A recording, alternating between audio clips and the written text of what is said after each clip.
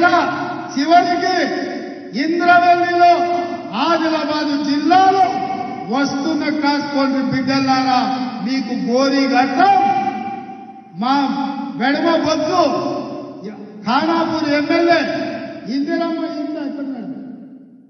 ఎడమ బొద్దు మన ఖానాపూర్ ఎమ్మెల్యే.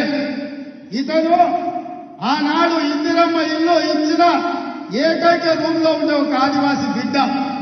ఇందిరమ్మ ఇల్లు తప్ప ఎడమ బొద్దు దగ్గర ఏమీ లేదు.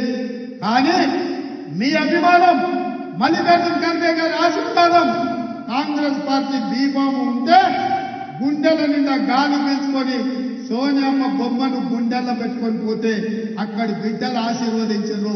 ఇవాళ ఎమ్మెల్యే అయ్యిండు. కాంగ్రెస్ పార్టీ ఇందిరమ్మ ఇంట్లుండే బిడ్డను కూడా ఇవాళ ఎమ్మెల్యే చేసింది.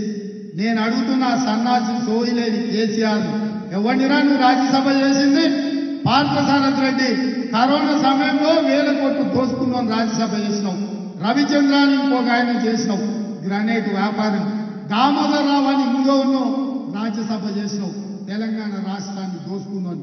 ఒక్కనన్నా ఇట్లాంటి ఎమ్మెల్యే చేసినావు అని నేను అడుగుతున్నా. ఇవాళ 64 మందిలో ఇట్లాంటి వాళ్ళు 20 మంది ఉన్నారు. పేదోళ్ళ బిడ్డలు, దళితుల బిడ్డలు, గిరిజనుల బిడ్డలు, ఆదివాసీల బిడ్డలు, బలహీన వర్గాల బిడ్డలు ఇవాళ ఇందిరమ్మ రాజ్యాన్ని నమ్ముకుంటే మందుల సామెలు ఉన్నాడే